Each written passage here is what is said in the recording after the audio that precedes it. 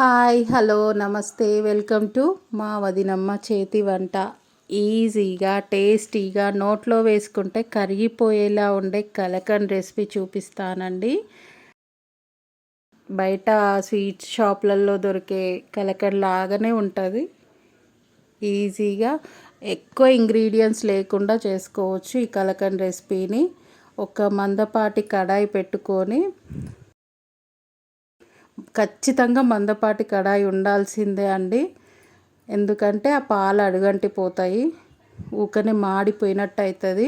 High ఫ్లేమ్లో మాత్రమే ఉంచాలండి. Stove high ఫ్లేమ్లో పెట్టుకొని ఒక కడాయి పెట్టి కొన్ని వాటర్ పోసుకొని, తర్వాతకి ఒక 2 లీటర్స్ పాలు తీసుకుంటున్నాను నేను ఇక్కడ.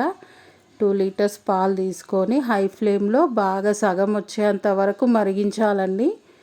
మరిగించి ఒక కొంచెం నిమ్మ చెక్క తీసుకొని కొన్ని వాటర్లో పిండుకోవాలి. కొన్ని వాటర్లో పిండుకొని ఆ వాటర్ కలిపి ఇందులో పాలలో పోస్తే విరుగుతాయండి. పాలు సగమయ్యాక మాత్రమే పోయాలండి.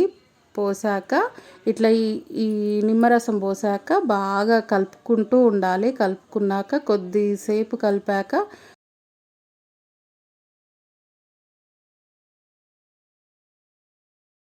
కొంచెం షుగర్ వేయాలి. షుగర్ వేసుకొని బాగా దగ్గరికి గుంజుకోవాలండి. మొత్తం కోవా మాదిరి కావాలి. అయ్యాక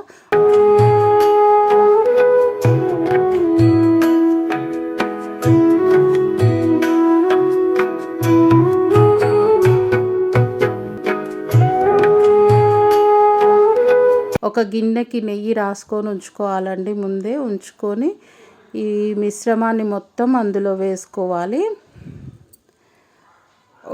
ఒక మాట చెప్తానండి, బయట దొరికే పాలు కొంచెం చూసి తెచ్చుకోండి. నేను 2 లీటర్స్ పాలు తెచ్చి ఫస్ట్ ట్రై చేశానండి. అస్సలు విరగలేదండి. 2 నిమ్మకాయలు వేసినా కానీ విరగలేదు. అందుకే చూసి బయట తెచ్చుకోండి.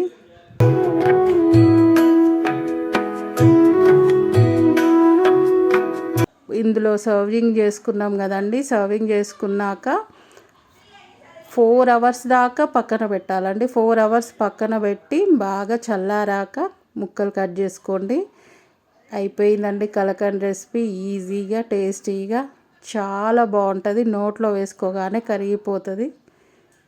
ఈ రెసిపీ మీకు నచ్చినట్లయితే లైక్ చేయండి, షేర్ చేయండి, సబ్స్క్రైబ్ చేయండి.